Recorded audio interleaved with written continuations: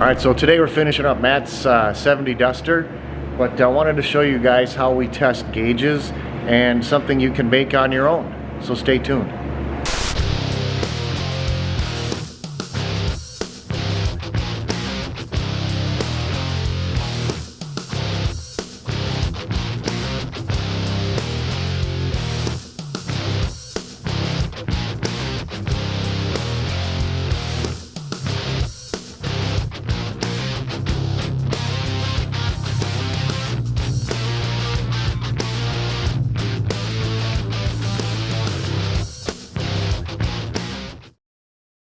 Alright, so what we're working on today is we're making a old school Mopar gauge tester, and essentially what the tool does is it replicates anywhere from empty, half to full, and you're essentially just using a series of resistors to replicate that, which basically simulates the sending unit in the fuel tank. So pretty straightforward.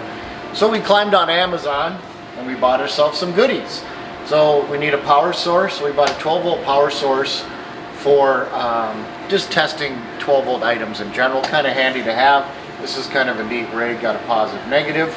And then for doing the gauge testing itself, Mopar gauges, the old dashes, they run off of a 5 volt system. So we actually located a little voltage regulator, and again, I can put all the links that we got this stuff from Amazon in the description below. So now we can drop the 12 down to 5 volts, and then we bought some resistors, and pretty straightforward again. Each number represents either empty, half, or full. So we'll set that up. Matthew's already got a good start on the tester. We'll get this done. Got a little handy box from the hardware store, pretty straightforward. So now we're going to finish hooking up all of these resistors, get 3 wires coming out, and we'll show you how the test works.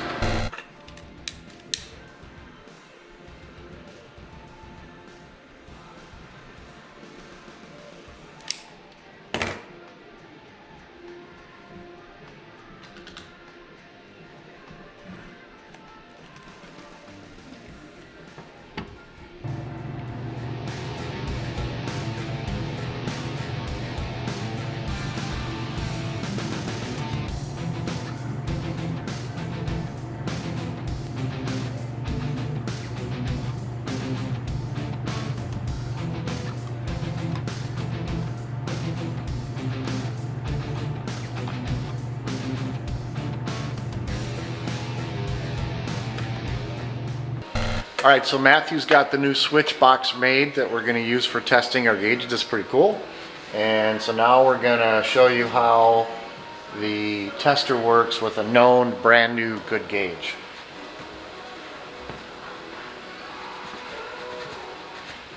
What do you have it set on?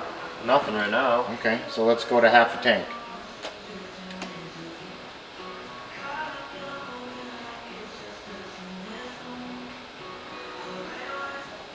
Yeah, that's working.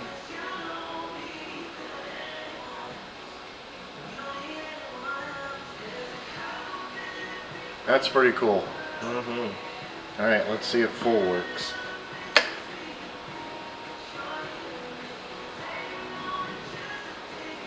Yeah, she works.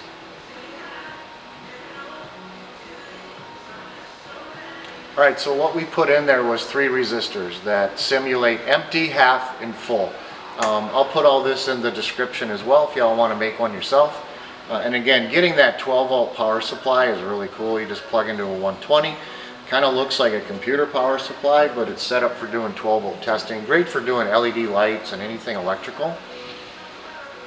But building this tool is going to make life easier, and if you're not familiar, Mopar dashes use or 5 volts basically, so to reduce that voltage. They have a mechanical version of that, but you can also build an electronic one. I'm going to do a video on that as well.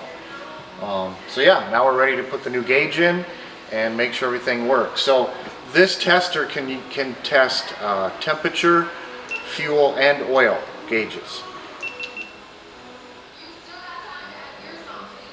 No. oil pressure depending on some years. Yeah, it depends on the years, obviously. Some dashes, the oil gauge has its own resistor voltage limiter in it. Okay. I think it's like B body powers. Gotcha. All right, so now we got our tester built. We know we got a good gauge. Matthew's going to go ahead and put that cluster back together and we'll check her out. All right, Matthew's got this 70 Duster dash all rebuilt. Show us what you did, Bubby. Got the new gas gauge in.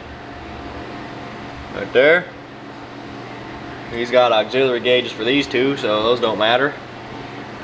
And I made my jumper wire because it burnt out the dash because the limiter blew up. We got a new limiter for here. And that's that. All right, looks good. Let's drop her in. Get her working, baby. Yes, sir. All right. All right, so Matthew's got the gauge in and working, so that's good to go. And here are some of the items that you need to purchase in order to test these gauges. Again, I'll have the links and description below, but you need roughly like a 73 to 75 ohm resistor that simulates empty, 23 to 25 ohm resistor for half a tank, and roughly a 10 ohm for a full tank. And when I say roughly, you know, we had a little trouble finding the exact 73.7 ohms. I found a 75 ohm resistor and that worked just fine. You also need to step the voltage down from 12 to 5 volts. Amazon has a little regulator you can buy as well. In addition to that, you need some sort of 12 volt power supply, whether it's a battery or like the power source that we bought. You know, if you're a shop and you're doing a lot of these kind of things, that power source is kind of nice to have. In addition to, you know, using it for just, you know, overall testing, so you're not dragging batteries around. So there you have it. Those are the basic items you need. If you want to build the box, we'll also have the link for the switch that we used. And I'm assuming most of you know what a 4x4 handy box is. You can get from the hardware store with a solid cover. All right, well, hey, thanks for watching, and we'll talk to you soon.